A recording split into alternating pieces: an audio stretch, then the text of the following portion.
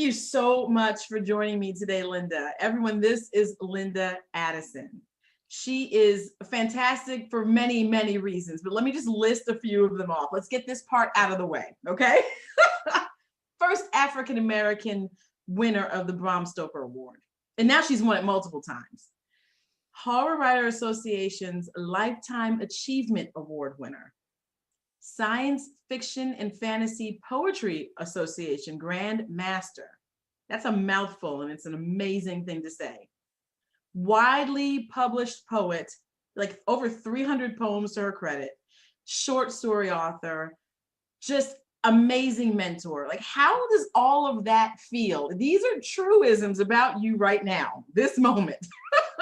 It feels very strange. It's like the resume, you know, I tell people my resume is very shiny, but you know, when I'm not looking at the resume, which is most of the time, by the way, I'm sitting here working on something that's challenging me to write. So yeah.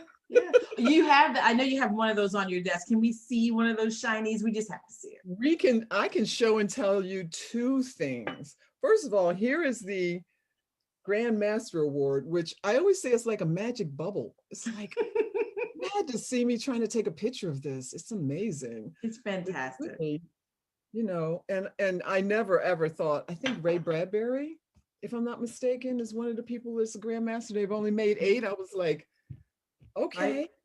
Okay. Right. So amazing. To me also, I am also very cool.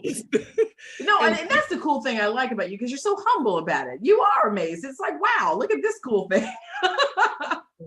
I mean, I don't know when it'll get to the day where I'll be like not amazed, but I'm not sure. But I haven't gotten there yet, so let's, you know, we'll see. You're right. He's kind of cool about it, but it's not always working for me. So here's the Bram Stoker, and inside the door, ooh, okay.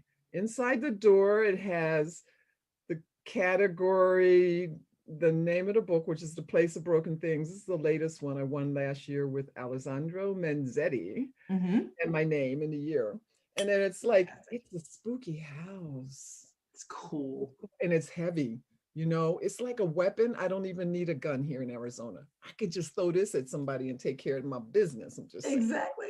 So, and then people would say, what was the weapon that you used? Well, I don't even understand what this is. It'd be great. I know. I try to take it around when I do talks too. I mean, when I used to be able to go in public, especially when I talk to children, because it's impressive and I like people to be able to hold it in their hands too. So I have 5 of those. They're called houses in the business. I have 5 houses. And then I have a 6th house, because the Lifetime Achievement was also a house, which I didn't know. I mean, there's a recording of me getting it. And when I turned around, they handed me another house. I was like, oh my God. That is so neat. That is, and when you get the chance to look back and say, look at all these houses on my shelf, you know, I mean, you earn those. It's fantastic. Well, I have one in every room to remind myself, especially when I'm struggling with writing. I'm like, okay, I've done this before. I can do this again. Right, exactly. Exactly. And I'm also very, very cognizant of the fact that there are so many good writers who don't have awards. So, you know, I'm not at all dazzled with being, I don't feel like, ooh, I'm the best in the whole wide world. No, this is good. I love my work also, but there's an awful lot of people who are doing good work who haven't had the opportunity. So, you know, I keep that in the back of my mind also. Yeah, and that's probably where that lifetime achievement comes in, and just the mentorship that you do.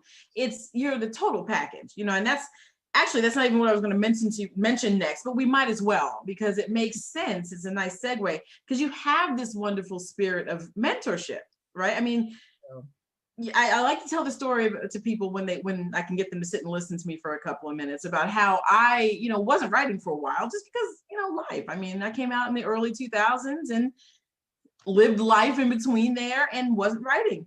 But then here comes an email in my inbox from you, you know, with an anthology that would happen to be Sycorax's Daughters, you know, and asking me to send something in. And I remember just being like, I don't think she knows who she's not. I've gotten the email in error. I mean, I remember thinking she doesn't know who I am. And then we spoke, and yeah, you did. But please. it's amazing to, but you being on the other side of it.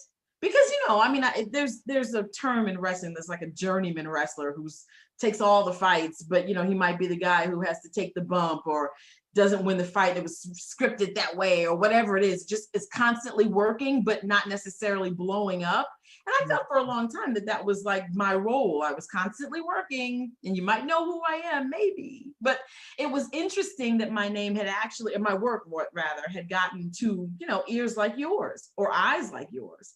And you read so widely. It's the beautiful thing of it. And when you find, work that you want to, talk to someone about it, that you feel passionate about, where some other people don't do this, I hope you know that, you actually reach out.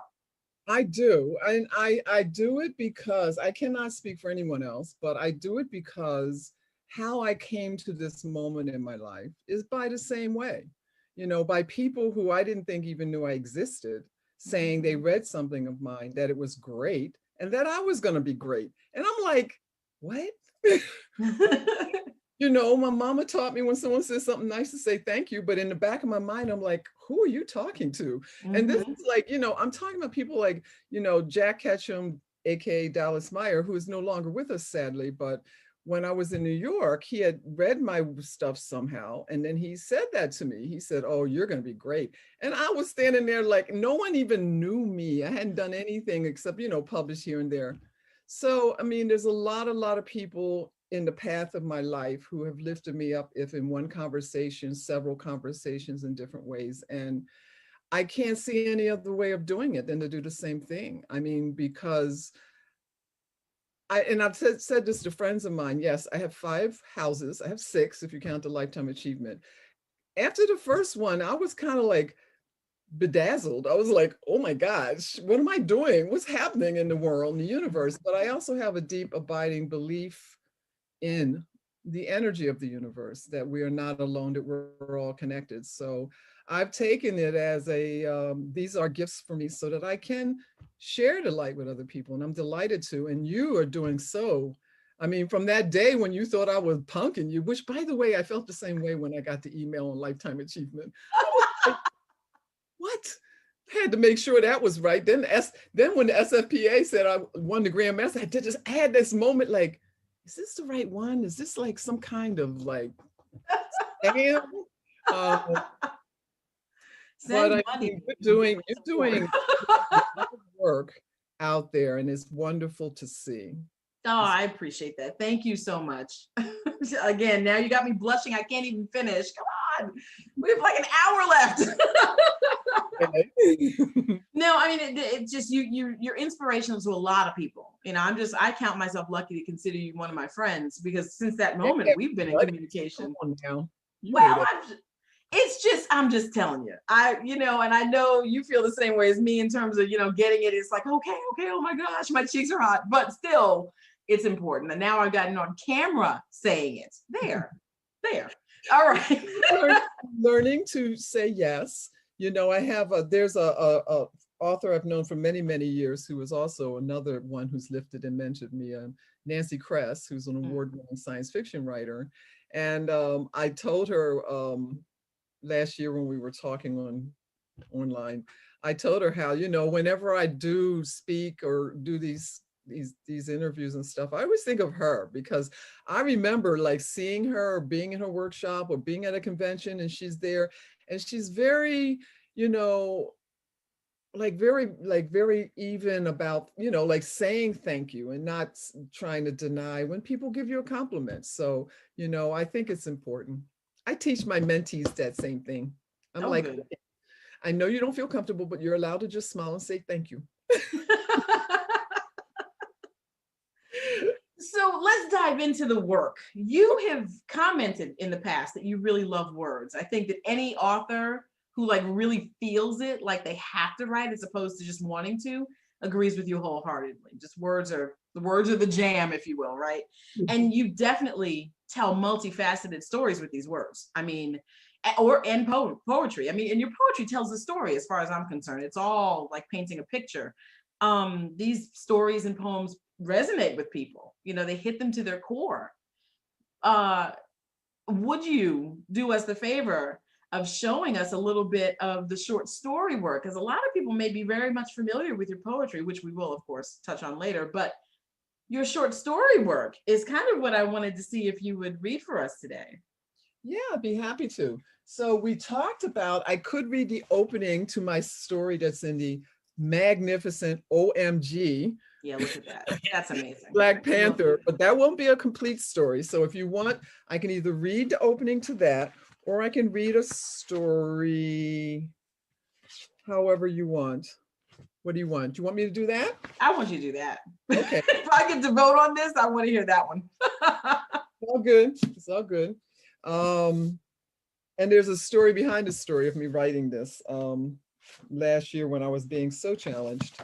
But I'm going to take the cover off so it doesn't make so much noise while I'm reading. Okay.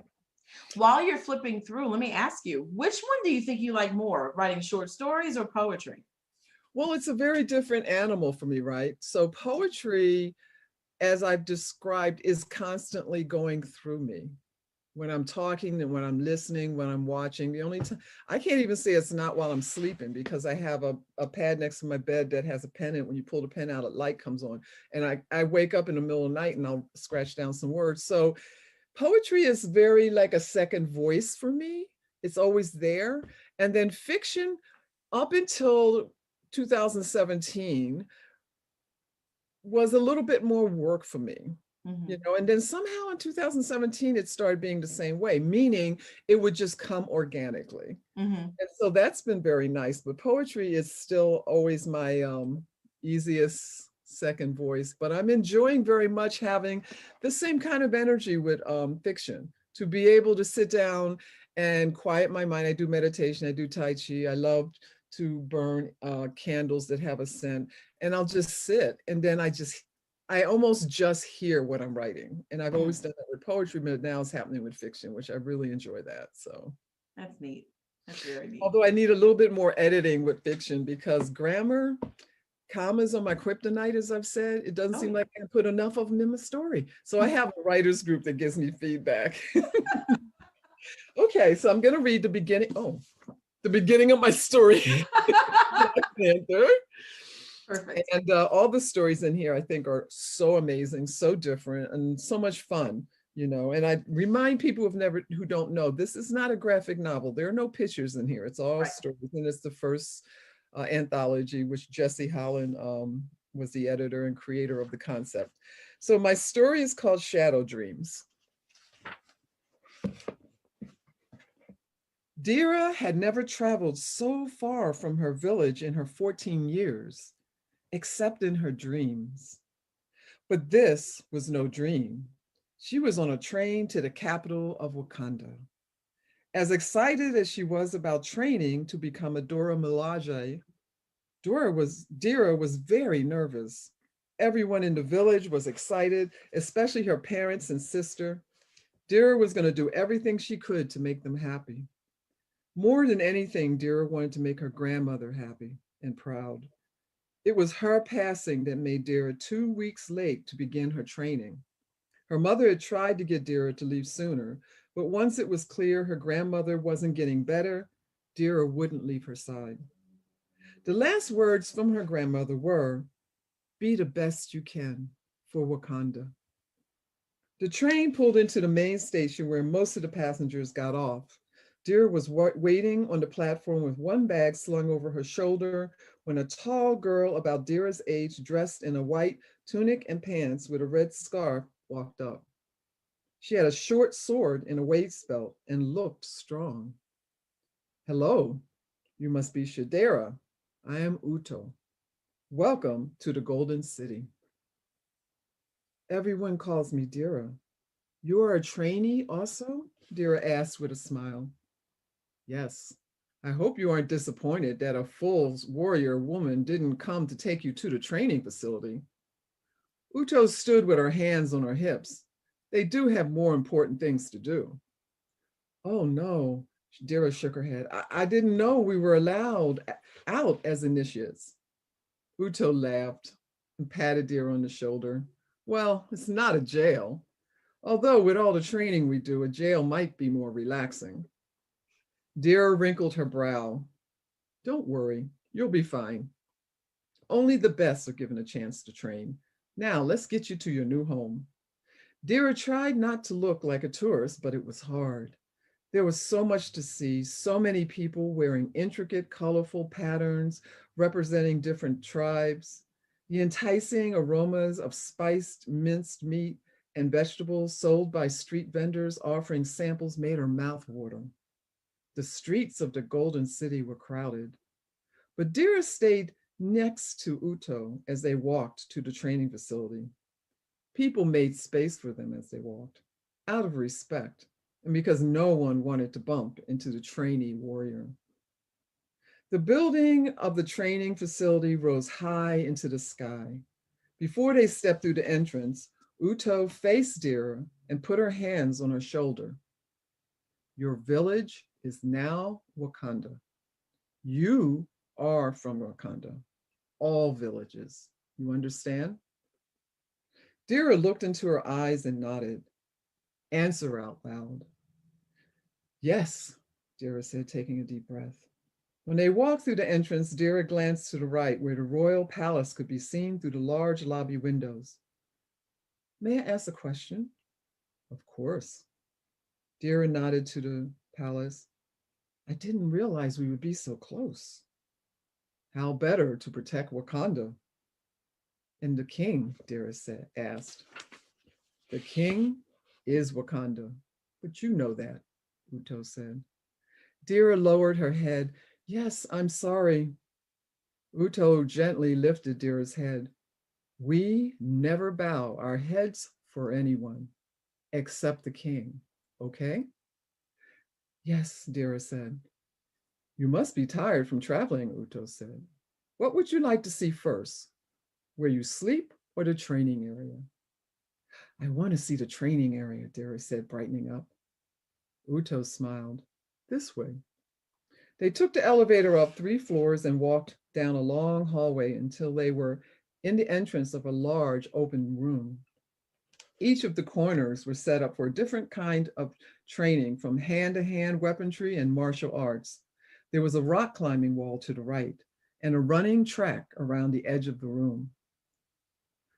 Leave your bag here and pick a weapon. Uto pointed to the open shelves to their left. Dira stuffed her bag onto a shelf and selected a short blade from the wall before following Uto into the training room. All the trainees were dressed in white, like Uto.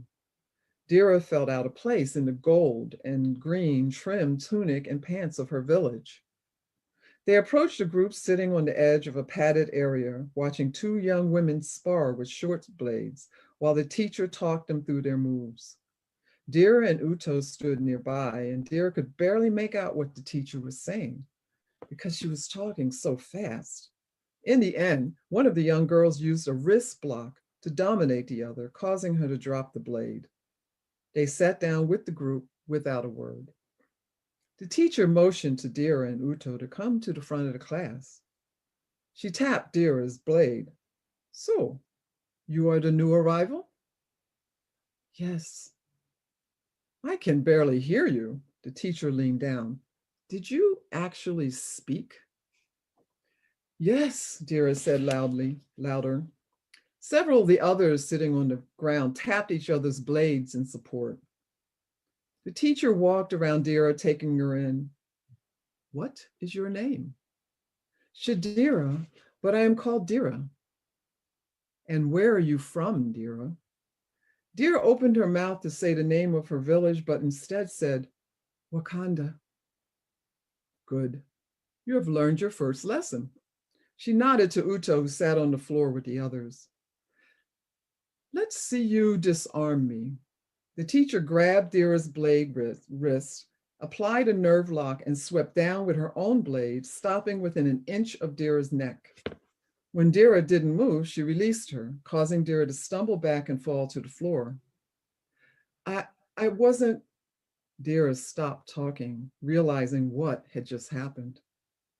The teacher leaned down, grabbed Dira's hand, and pulled her to her feet. You weren't ready? The Dora Milaje are always ready, Dira said. Yes, even in our sleep. The teacher pointed to one of the seated trainees with her blade.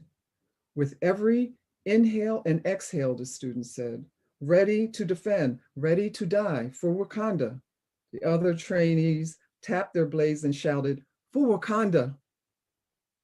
You aren't Dora Milaje yet, but that's why you're here, the teacher said. Show me the first form for knife disarming.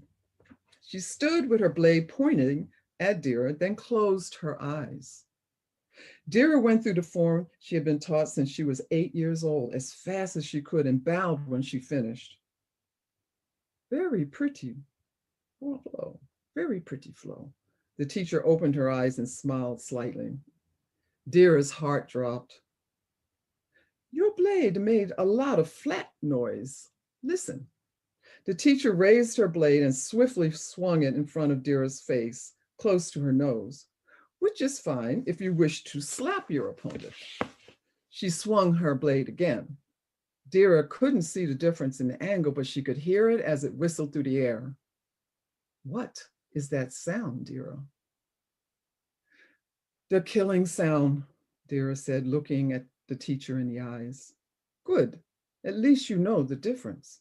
The teacher nodded to the seated trainees who stood. After dinner, we'll return here to begin blade training. The teacher, Dira, waited for the other trainees to leave. Somehow she lost sight of Uto. The teacher came up to her. Those are lovely clothes, but you need to change into trainee clothes. Did you go to the dorms before coming here? No, teacher. Dira walked with her to the exit area. My name is Okoya. Come, I'll show you. So that's the beginning of my story, Shadow Dreams, from Black Panther, Tales of Wakanda. Wow. I could see all of it. It was so visual. Thank you. Excellent. I like to write fiction like that. I've been, people have given me that feedback before, that my fiction tends to be visual, and I see it also in my head that way. So that's why I try to write it the same. No, I mean, and it was action packed in this scene specifically. So you could really, I was waiting to see the difference in the blade, because I kind of had a feeling that she was going to do something that was more passive, as opposed to what they were looking for. And I found it to be just really engaging. It was moving. You moved with it, and you didn't feel like you were just sitting and reading, exposition, basically starting off.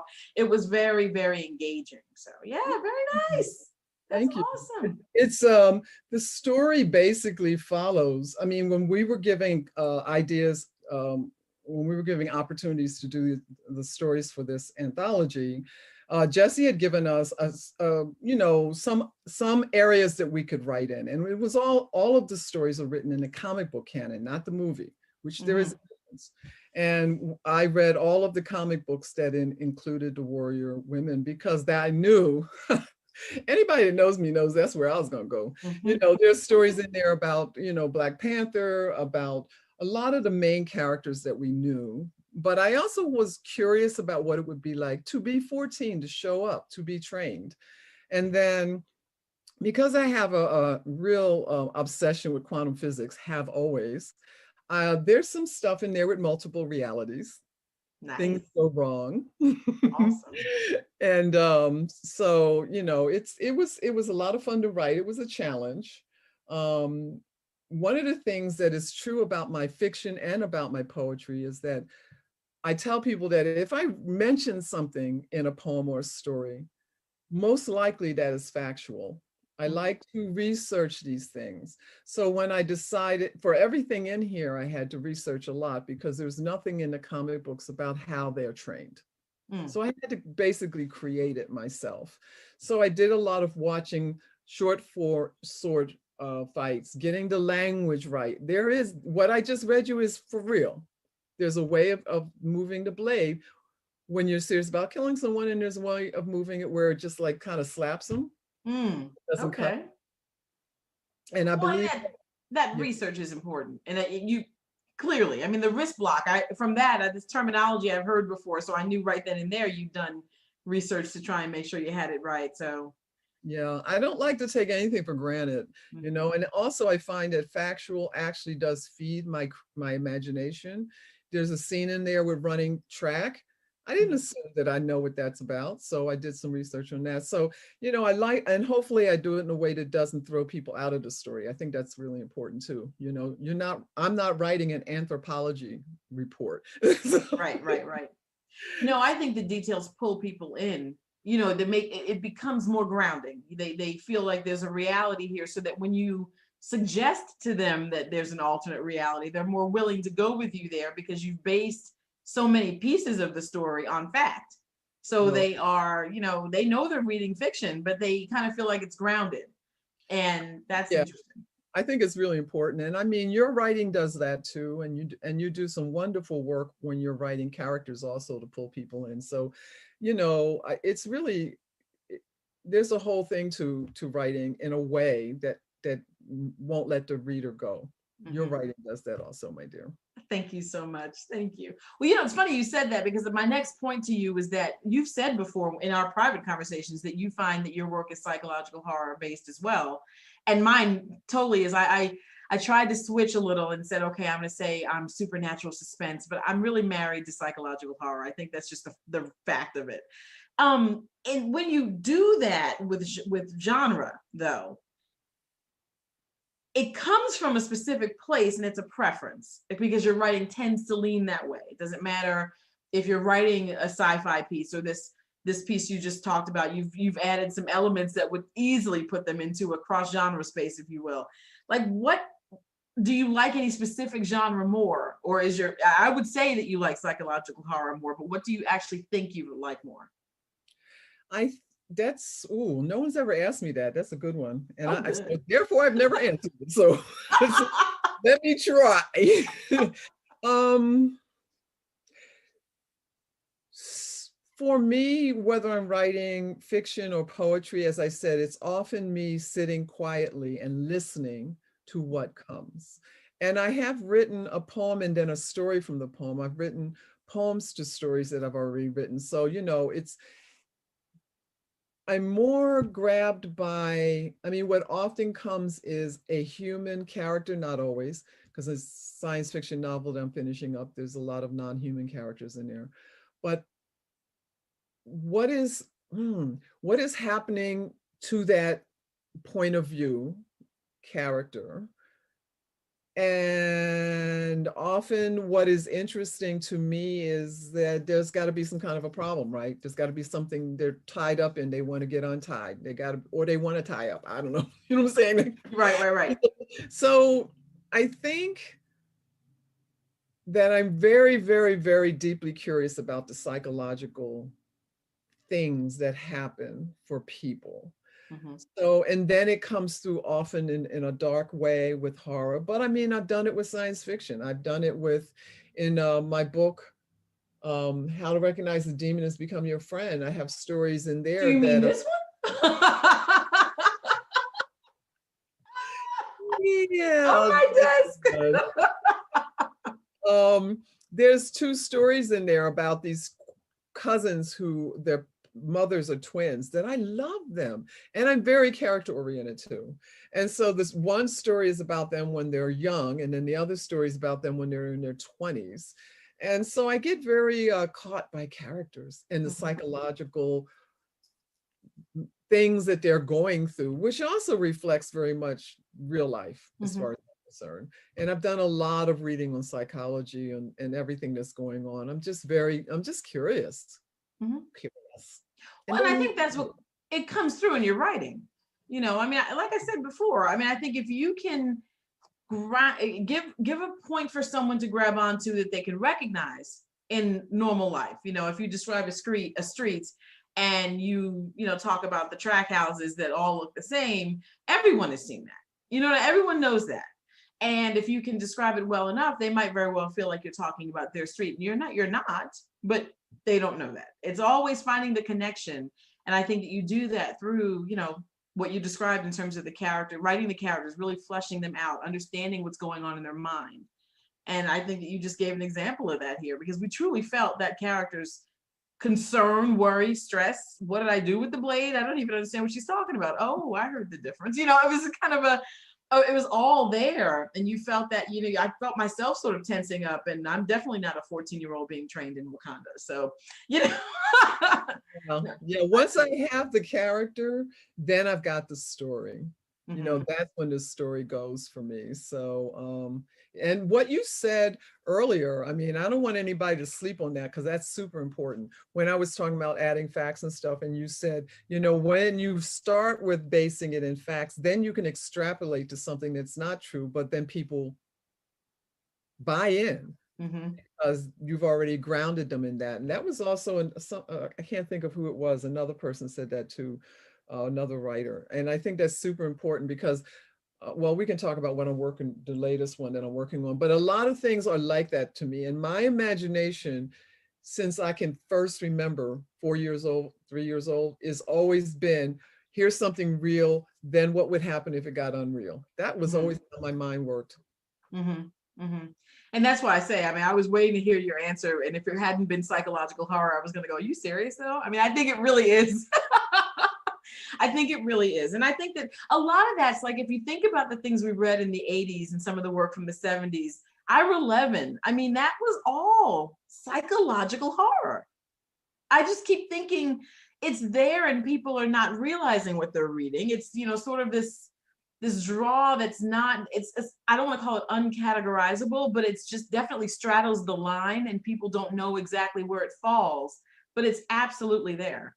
And I feel the same way, like when you said earlier, you know, that, you know, some of your works, supernatural suspense, well, there's still psychological stuff going on there. I mean, as long as you, unless you have a machine, and the story's about a machine, and then I don't know how you can make that interesting to the reader if you didn't add some psychological stuff. You know what I'm saying? Right. I agree with you. Oh my goodness. Well, let's talk a little bit more about, because since I've held up my book now, I want to talk about Morning Meal. Oh, wow. That's a big one. So, you know, I bumped into it on the film screenplay circuit, which is like awesome. I know. You know? I know seeing you out there. It's so cool though. Like, I'm out there doing my thing and I'm like, wait a minute. Is that Morning Meal from Linda? Wait a minute. Tell me about that. I mean, it's such a moving poem. It's in this book, by the way, everybody, I keep holding it up. It's based on a poem of the same title out of that book, right? It's I don't want to give it too much. How did the project come to be? Oh, wow. That is a story that I never knew was going to ever happen. It's like, did I ever dream I was going to be in a Marvel Black Panther book? No, awesome. That was not on my bucket list. Grandmaster and a whole lot of other things. So I met the filmmaker Jamal Hodge in New York some years ago. And he had read my work before we met, and he was very excited to meet me, to talk to me. Then we became friends. And he's an incredible writer too. Like, are you kidding me? You know, science fiction. And now he's writing poetry, and it's just like, ooh, so good. Anyway, so he had always said to me, I want to do a film based on one of your poems. And in my head, I was like, well, I probably said it out loud too, because I'm not much to hide things. I was like, how in the world? What are you talking about? Who makes a film out of a poem? I was like, okay. So, and I had read actually a couple of scripts of his from other poems that he was interested in, but Morning Meal is the one. And when I wanted to say morning meal for people listening, the word morning is morning loss, not good morning. Because I sometimes forget to say that. And so it sounds like morning meal, like breakfast. Right. Exactly. Right. It's not exactly that. And so he really was inspired, and he wrote a story around the poem, which is, you know, about the loss, a mother's way of processing it. And it takes like 2 minutes to read. If you wanted me to read it, I could do it too. But anyway, and it didn't come from a personal loss of mine, but from years ago, watching a news story about a child missing and then them finding the child dead. And to me, as a mother, I thought, this is an impossible. How do you even begin to process such a thing? Right. Well, that's what the poem came from. in the poem, and there's nothing to give away. I mean, anybody can read the poem. I read it all the time, but in events. But what came to me when I sit quietly and listen, and like I said, that's how I write, listening, and it comes out, is this idea of this mother just eating her way through the trail of her son's life. Mm-hmm. You Mm-hmm. know, and that's just what I saw. And so when I wrote the poem, and I do edit my poems, some more than others, that one I did not edit very much. Wow.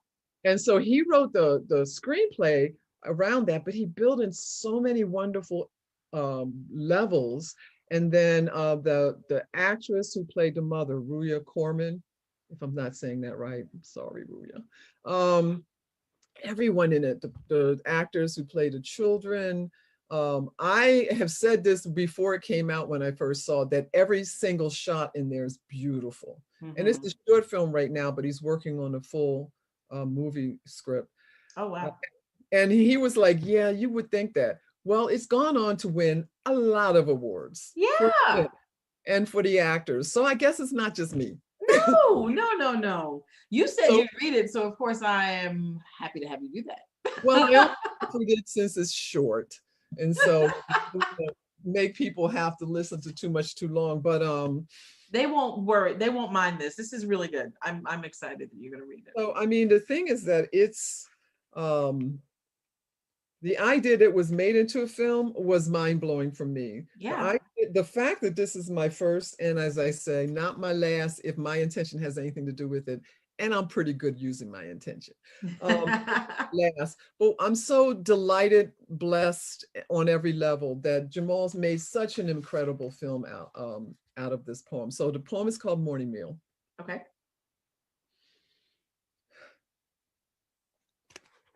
She was so hungry, raw nothingness growing at her center.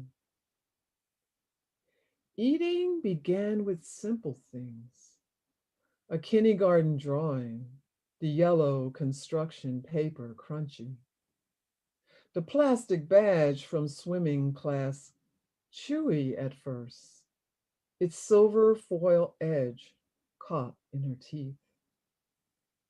The handmade Mother's Day card smelled sweet.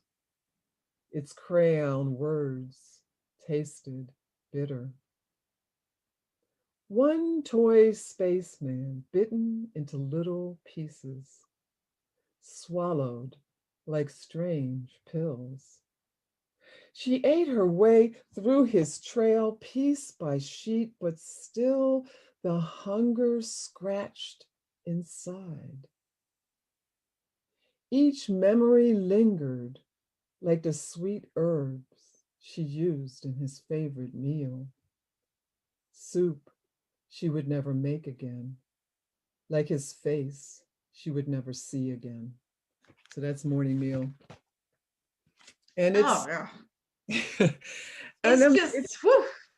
And it's people have always reacted very strongly to it when I've read it. So I am beyond words on how delighted I am about the film, that him and the production staff and all of them are getting so much feedback awards from the film that he made by that poem. So it's very special. It's a very special thing. Well, I want to just make clear, they heard it, and I'm so glad they did. I'm glad you offered to read it, because you can't build. It's one thing to adapt a work, you know, and do something with it and get somewhere, but you have to think about what the original work brought to the table. He could not have made whatever he ended up making as a final product without the power of that original work. So yeah.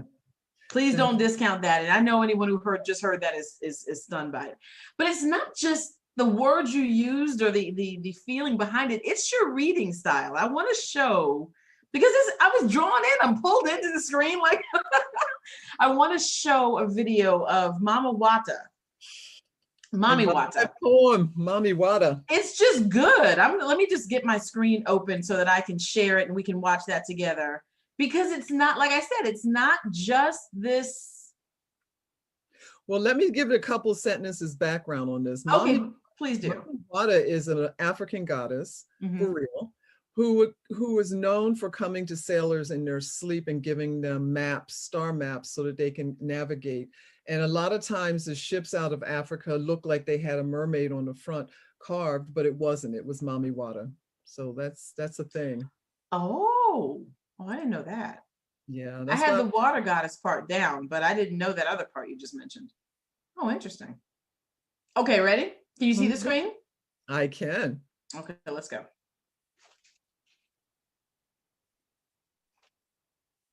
Can you hear it? I'm not hearing or seeing anything. Worry sings bright in your neurons. Did you hear that? Your light so blurred, I could barely taste you while I was sleeping, dreaming of the time before. I melted down 2 galaxies making my way here. Why you What wait happened? so long to call for me, baby? Your pain is clean and clear in the thickening tattoos on your back. You no longer hunger for us in your dreams. Silence has softened your soul, eaten at your aspect. You rest in my arms now. It's gonna be all right. I used to visit the voodoo pantheons when you gyrated in dusty courtyards. Back when you came to us open and free in your sleep. Mama Vishnu and I introduced star maps to the faithful. Crowded your dreams with luminancy.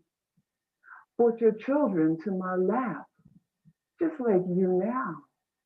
Let them look through my eyes into the darkness to see nothing is empty. Lean their heads against my belly so they could hear the purr of the never born. What took you from us is the hard things you build, so you can forget the soft things. But hunger for a way to live without bruised, outstretched hands don't just go away, because you fill the night with bright light, making the moon and stars blush with neglect. You're always hungry for things to fill your hands and pockets, shiny, unneeded things.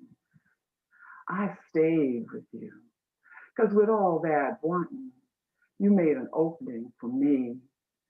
Couldn't resist your eyes, rolled wide upward and inward to me. You know how vain we can be. It's vanity hurting you now, baby. There's always a way to heal. You got to know where to look. It's the sharp edges behind your closed eyes. I savored the small wounds unhealed in your heart, even when my name lay dead in your mouth.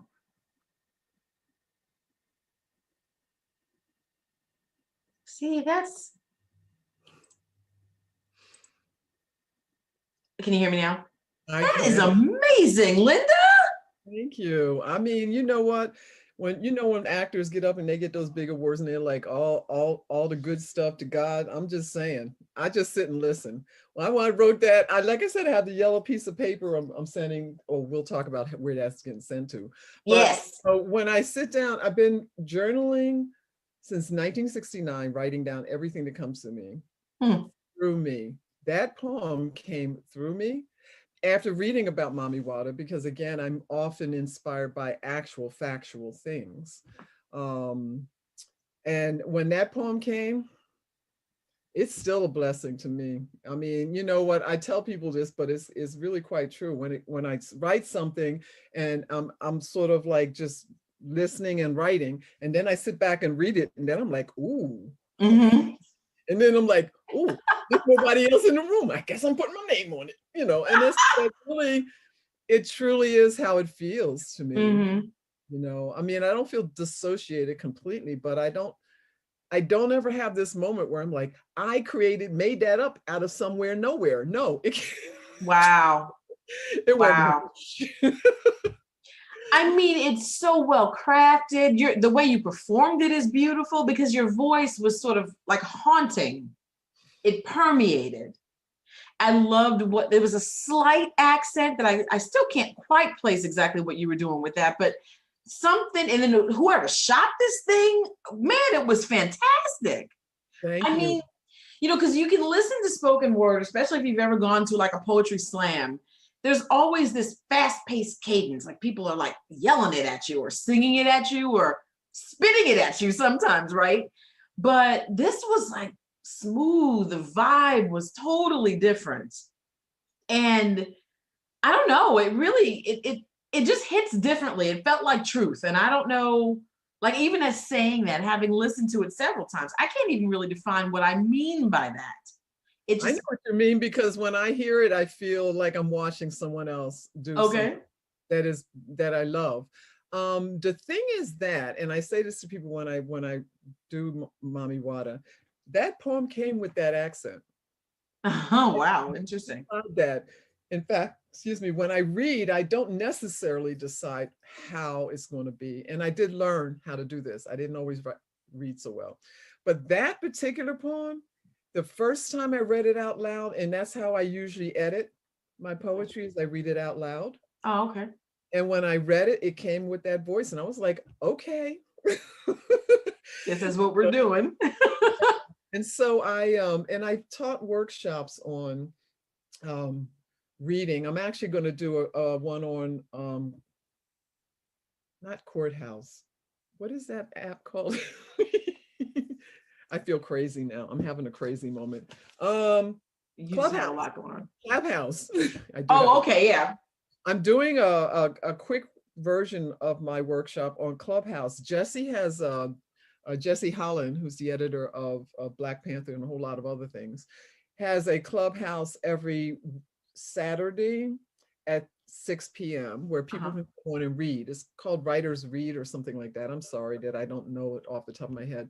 Anyway, I did last week, and then I told him about the workshop, so he asked me to come back and just talk 10 minutes about it.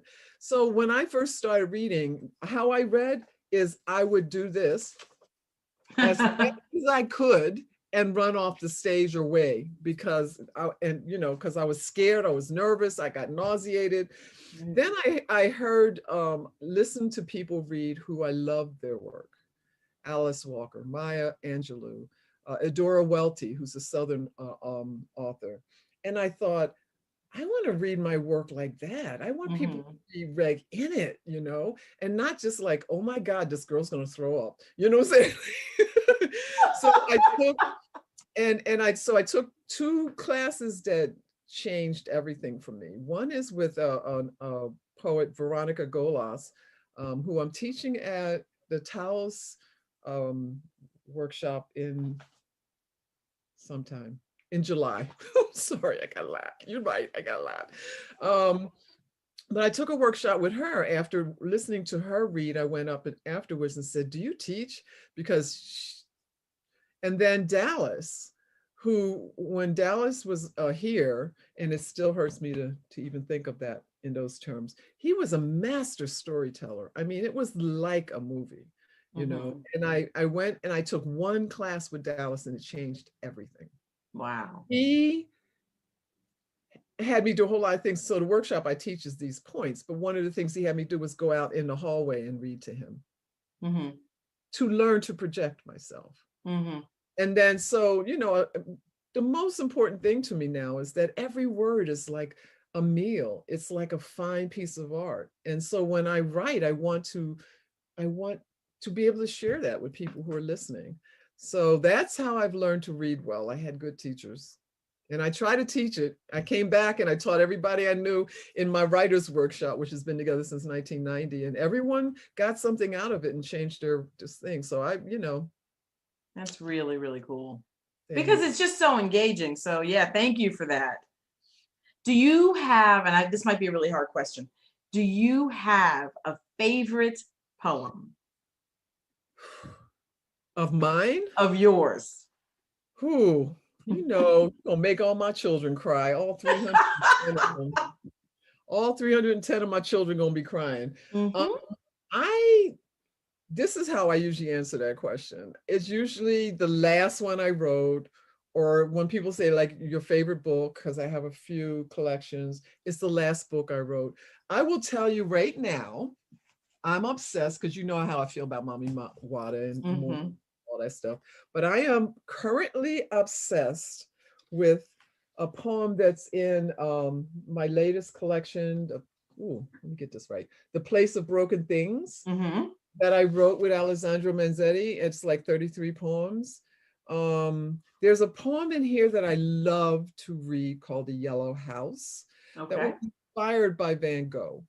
And we both we wrote this. This was a collab poem, and I really enjoy that one. I didn't love all the poems in the book, though. I do love them all, but if I had to pick a latest one, maybe. I mean, there's some others in there that I love too, but that's the one I really, really, really enjoy reading.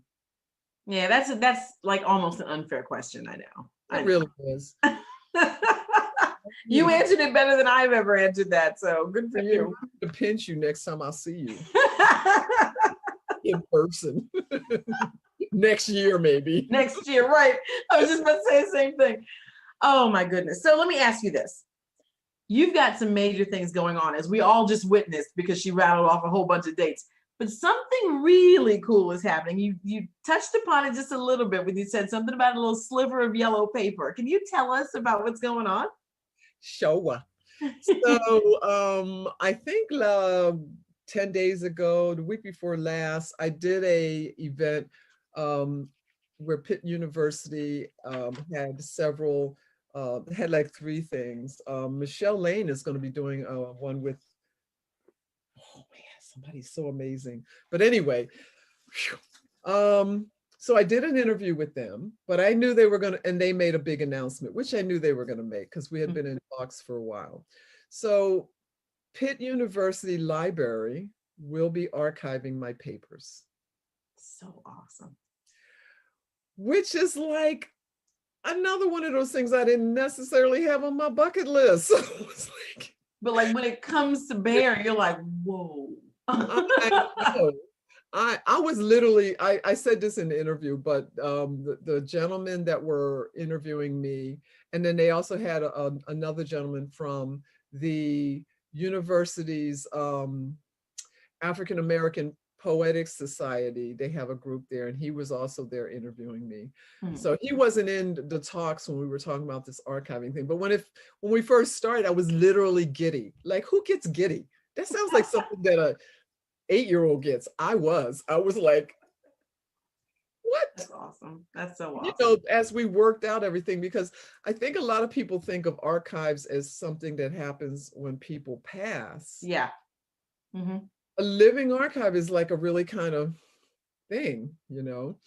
I mean, if I told you I had 200 books here of journals of things I've been writing stuff in since 1969, I probably got 300. Those I will not be giving them right away because I still use those to pull out information to inspire. But I had bins of papers. And like I said, I found when I started pulling out stuff to send them, I found 2 sheets of yellow lined paper with handwritten things. And it was the original Mommy Wada poem. I didn't even know I had it. That's awesome. All marked up.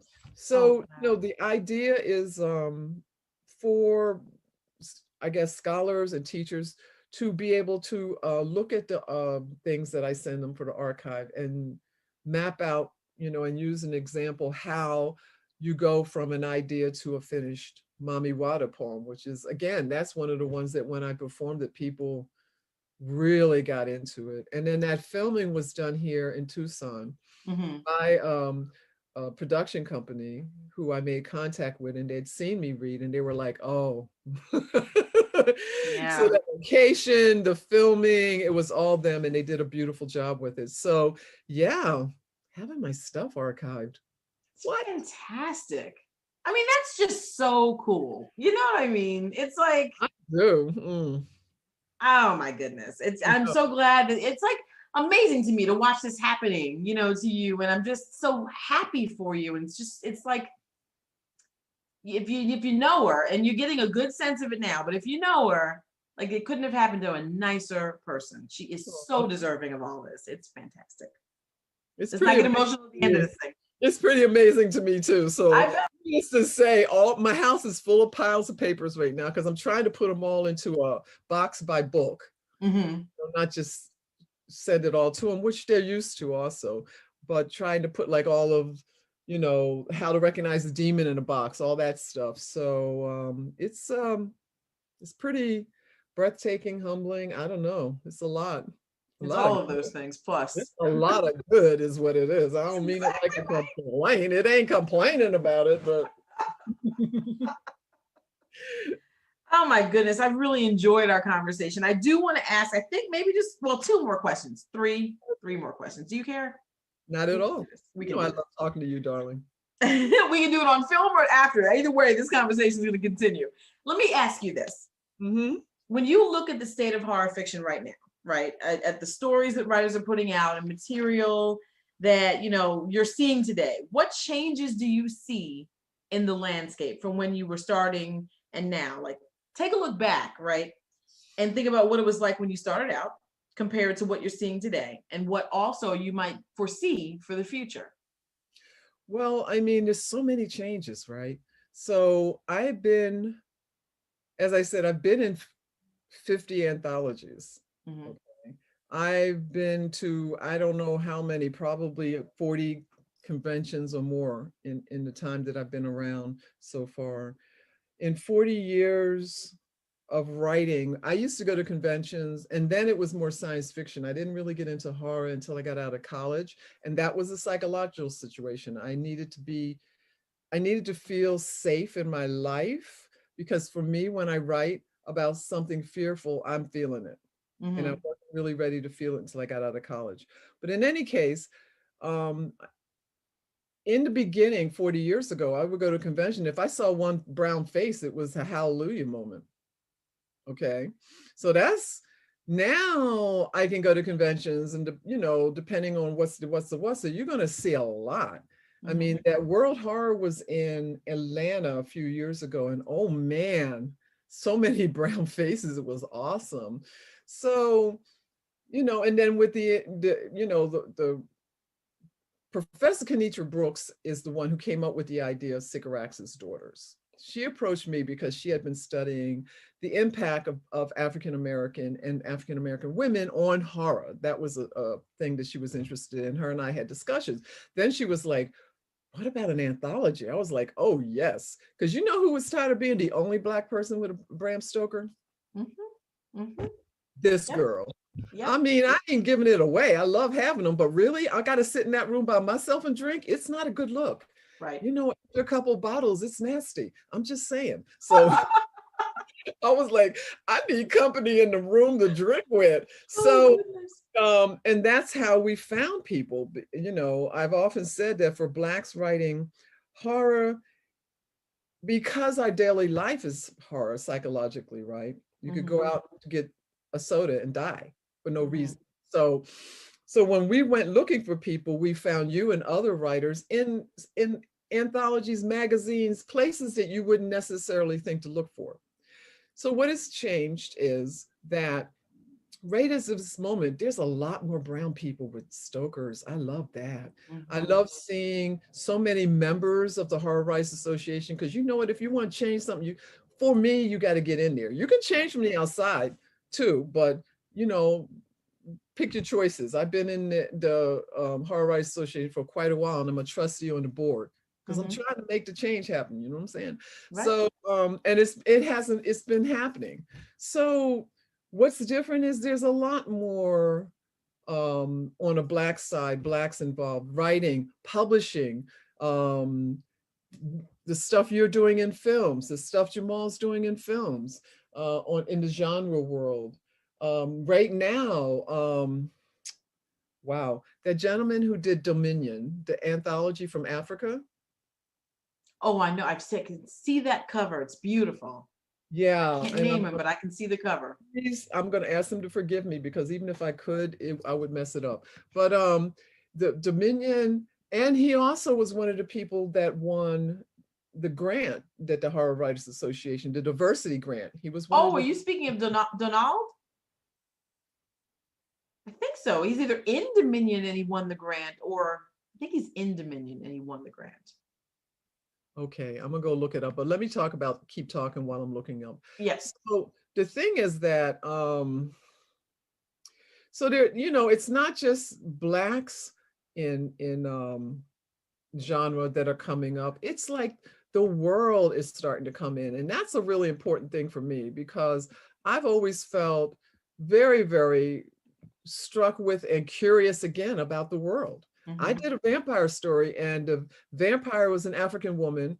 The vampire hunter is Chinese. I'm just curious about the world. And so to have, when I got into writing, to have it look so not that way.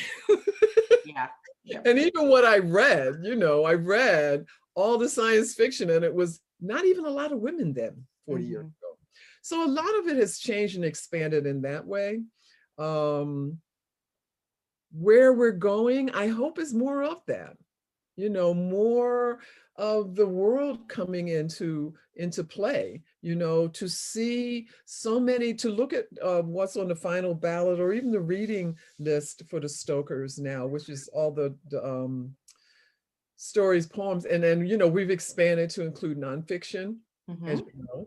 I mean, that's part of being, I'm very happy to be on a board of trustees where we're always trying to be more, how many more writing things can we include, types of writing and levels of writing. So I'd like to see more of that, we're not even close to what I would consider even, like, oh, we don't have to worry about it anymore. Right. But there's more of it that's happening. I mean, Nicole's anthology, Slay, Nicole Yes. Kurtz. I mean, yeah, because there is no new story, but there are new ways to tell the story. And so everyone's going to have some slant on it. I have tales from Japan, like I said, Africa, Ireland. I love to see what other cultures slant on telling stories are, because it inspires me. And I'd like to see more of it. And then I think there's two other things I wanted to mention that I think are really important.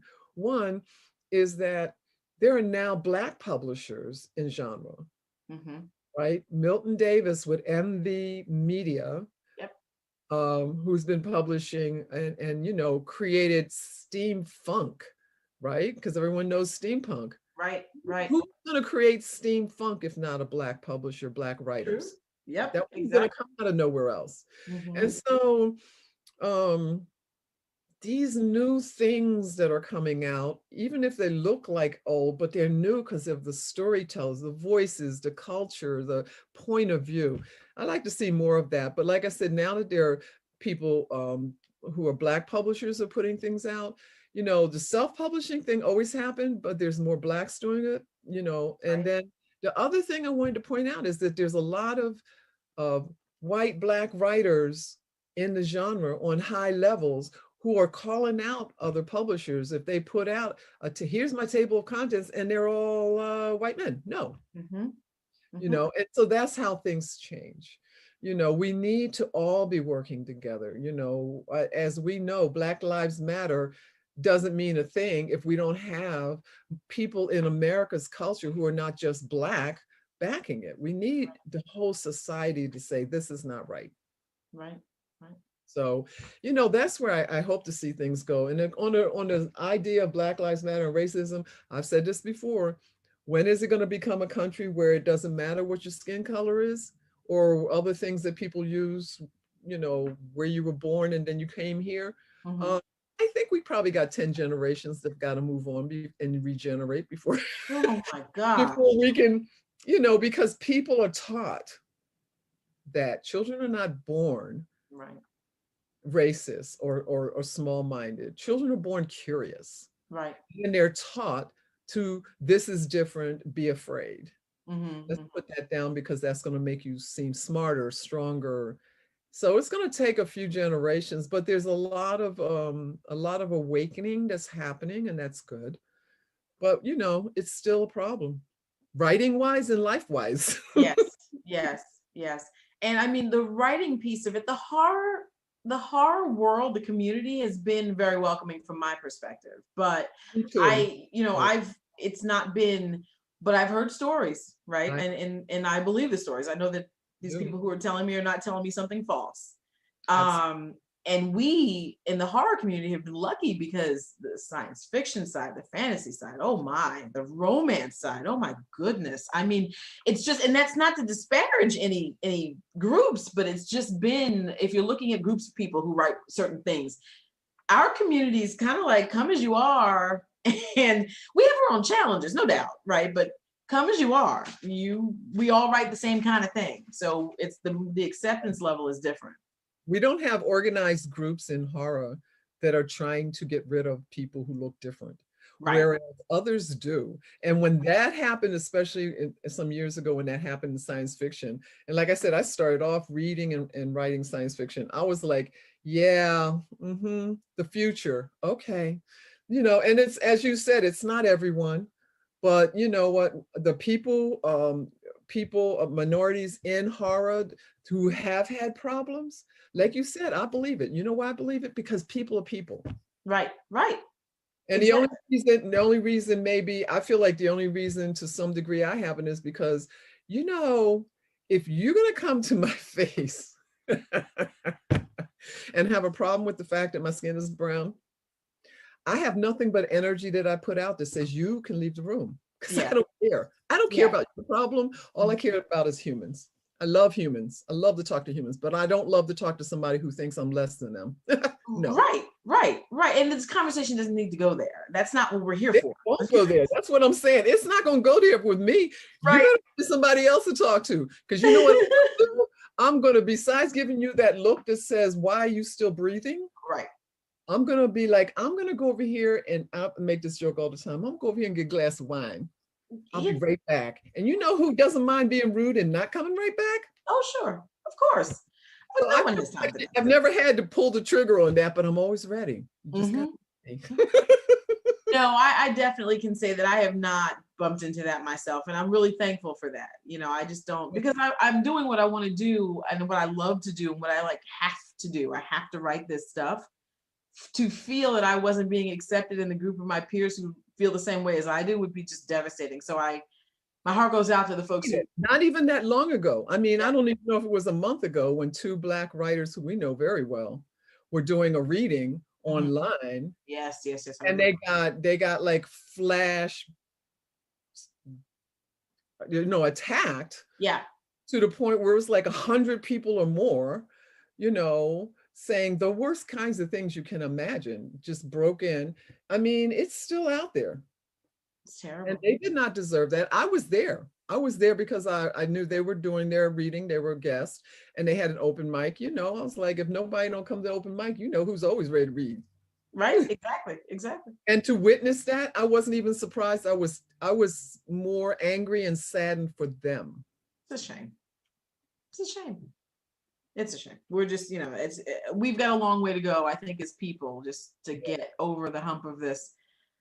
That's why I said 10 generations. People need to reincarnate and come back as full-fledged humans. And those who did that were not full humans. Not fully evolved. Not yet. Yeah. I do remember that. Well, let me ask you this. So aspiring writers always want to hear, advice. They always do, right? And I think that, I don't know, all of our advice is different, right? We all kind of approach our writing from different angles and from different perspectives. So what would you tell someone who was asking you for this advice? Could be about navigating, like how to write, or it could be about navigating the industry, or anything. What do you think is most important to share to someone who's brand new? Because people are always interested, and if you're going to listen to someone, you listen to someone that you admire, and you're definitely one of those people. So what would you say? First of all, thank you. I'll tell you this, and then I'll tell you what I say, because when I mentor people, this is where we start to have a conversation. When I was somewhere in high school is when I started thinking, oh my gosh, I want to see myself in print. And I started reading the lives of writers, like you said, to hear what writers who have, done the work, you know, I had a subscription to The Writer magazine and Writer's Digest. And I read a lot, so I picked up a lot. And I also got a lot from my mentors. Here's my conversation, a really important part of the conversation, and there's many points to it, but it starts with that I want to help that person. And so I would say to anyone who wants to create, and I think this is not just writing, it's painting, it's sculpting, it's film writing, whatever. What is the most authentic part of you that you create from? Find that. So my suggestion for writers is to sit down and write on paper, on the phone, on the computer, whatever your way of getting it out of you, to sit there and go into all those parts, you know, that psychological depth, the shadows, you know, whether, and if it's science fiction, then it's not the shadows, it's something else. But whatever it is, it's got to come from the deepest part of you, and you've got to dig sometime and find that. And so when I work with people one-on-one, I tell them, I don't want to read what you write. So don't feel pressured that you got to write it for me. You don't have to let anybody read it. You can read it, write it, delete it, burn it, whatever. But you've got that authentic point inside of you, that thing that drives you for your joys and drives you to tears. That is the part that when you create from that is going to make you different. It's going to make people pay attention. It's going to get attention, because that's all I've tried to do.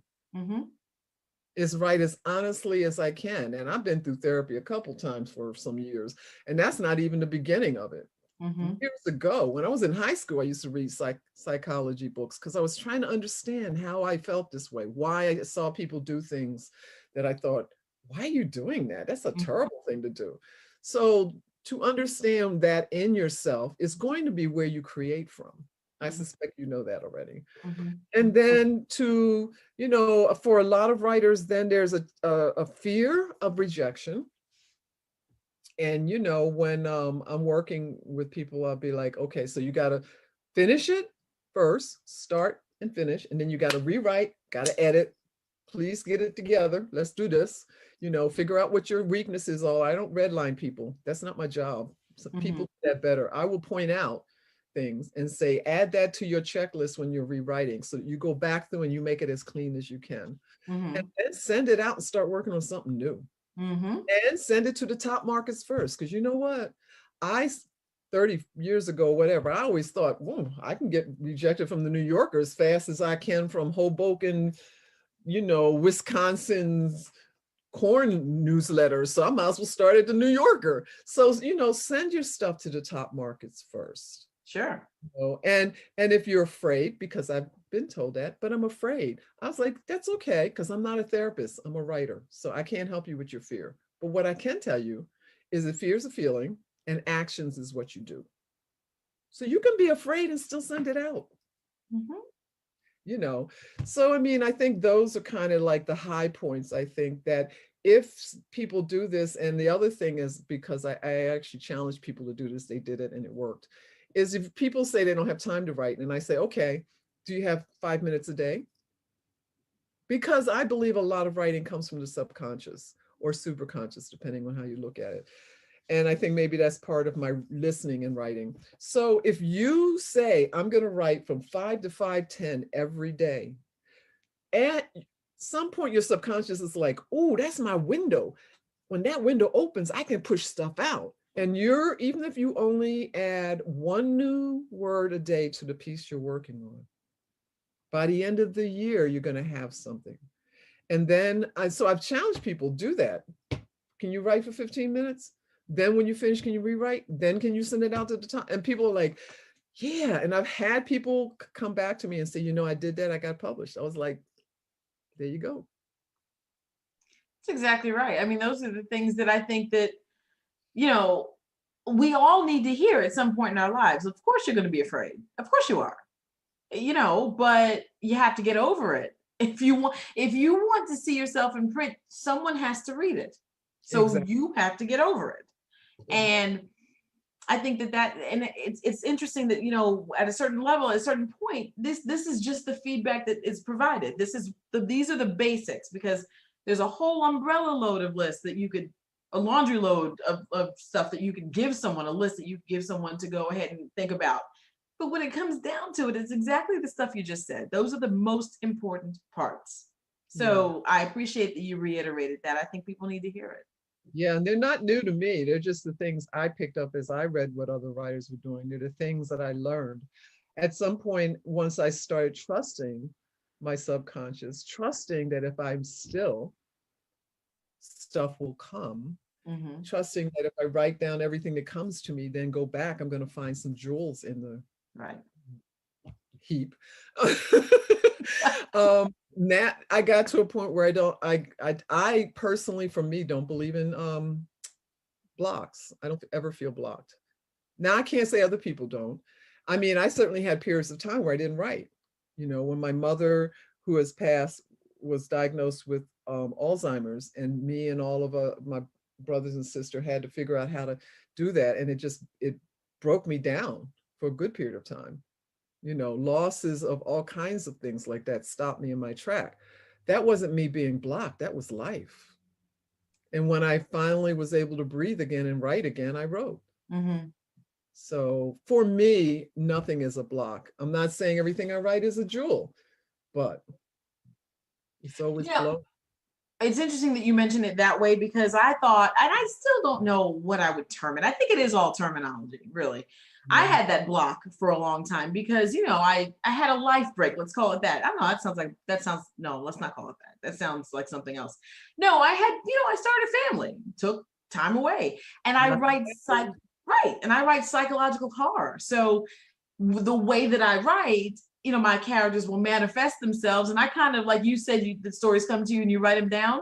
I just watch what they're doing. I'm like, really? Do that again. Let me record that, you know?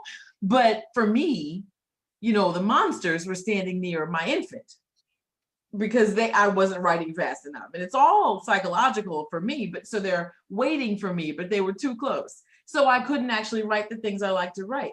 That doesn't mean I didn't write. I think that that's the one thing I have not mentioned a whole lot of.